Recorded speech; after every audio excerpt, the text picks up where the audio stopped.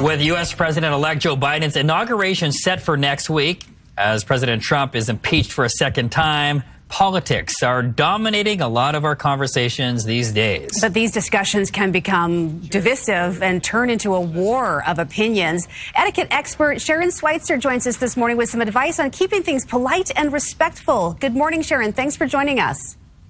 Good morning. It's my pleasure to be here.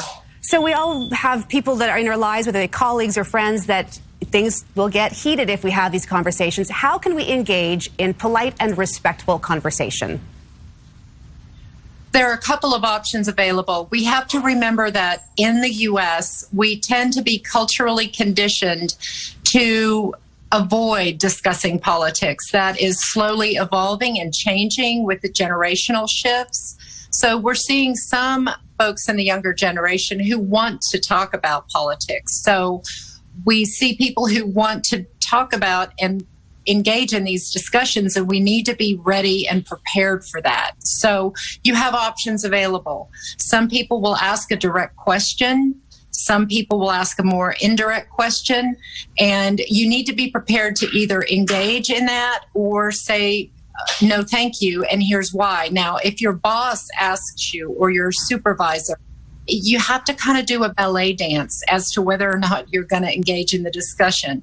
So one of the things you can do is say something like, during this time of divisiveness, I choose to keep my opinion to myself. And if you're uncomfortable with that, because that is rather direct, you can say, I'm still observing what's occurring.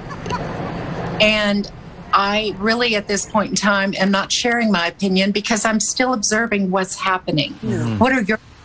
and turn the question back to them. Mm-hmm. Yeah, still taking it all in, especially with all the news coverage. How important is it to know your audience first? Because sometimes you don't know if they're red or blue or what their beliefs are. That's right. And there are a lot of independent voices. There are a lot of shifting opinions right now. People are shifting across the aisle. So you really do need to know your audience. That's extremely important. And sometimes your audience has changed their opinion or changed their position. So diplomacy is crucial.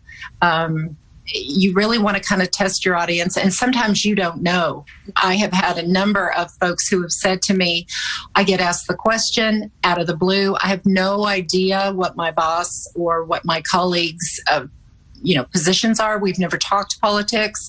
I don't know how to answer the question. And so the best thing you can do is remain neutral if you don't know your audience. If you do know your audience, sometimes you want to test the water and find out, have those waters shifted? Are they a different color now? Yes, a lot of people might be changing their opinions. Is it good to maybe say nothing, to keep our opinions to ourselves altogether? Many people choose the privacy route. Many people do. Sometimes family members can even get upset with each other. And some family members will avoid saying who they voted for. I think a majority of my family doesn't know who I voted for because my husband and I aren't sharing that information. So you can say, I'm going to keep my opinion to myself. I think right now it's best that I don't share what my thoughts are, but I do appreciate you asking, and thank you for your interest. On the flip side, sorry to interrupt, but how about social media behavior? Because people sometimes just send a link that obviously shows their thoughts and maybe will influence a relative or a friend. What are your thoughts about liking something, disliking something, and just sending a link? Well, there is some research that is out that says that if you do share your opinion and do it in a respectful way, in a dignified way, that you can be a cheerleader for democracy, depending on how you do it. Now, there's a lot of debate right now, and there's a lot of discussion about the manner in which people express their views. So I think we all have to be respectful, not only of each other, but of ourselves, because how you express your views is a direct representation of your self-esteem and your self-respect.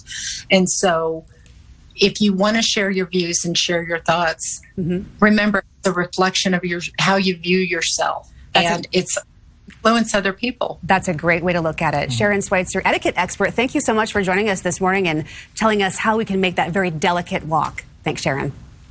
Thank you.